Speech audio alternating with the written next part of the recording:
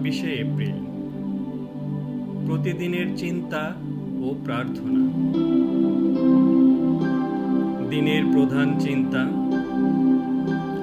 অন্য লোকের অর্জিত যে জ্ঞান তা আমাদের কোনো কাজেই লাগে না।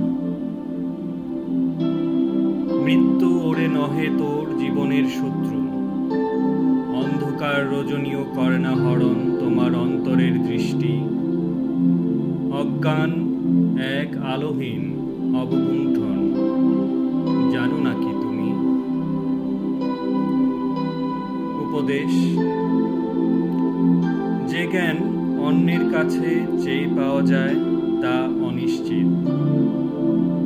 অভিজ্ঞতার মধ্য দিয়ে সে জ্ঞানকে আমরা নিজস্ব করে নেব। যদি আমরা বাইরে গিয়ে জ্ঞান অর্জন করি তা নিজস্ব ধন হয় না। যে জ্ঞান সতত আমাদের জীবনের সঙ্গী তাই যথার্থ জ্ঞান। এটা যেন একটি প্রদীপের মতো সর্বদা আমাদের হাতে থাকে।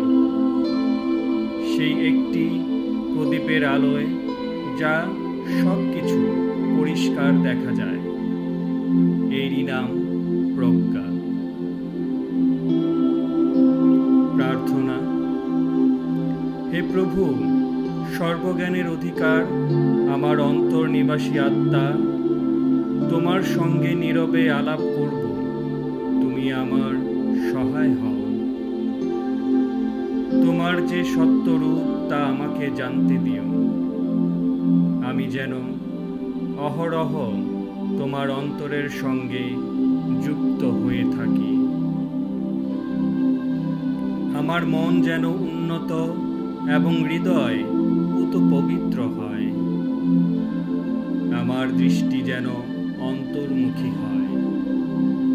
তবেই আমি তোমার যথার্থ রূপ দেখতে পাব এবং পূর্ণ আনন্দ ও শান্তিতে ভরপুর হব।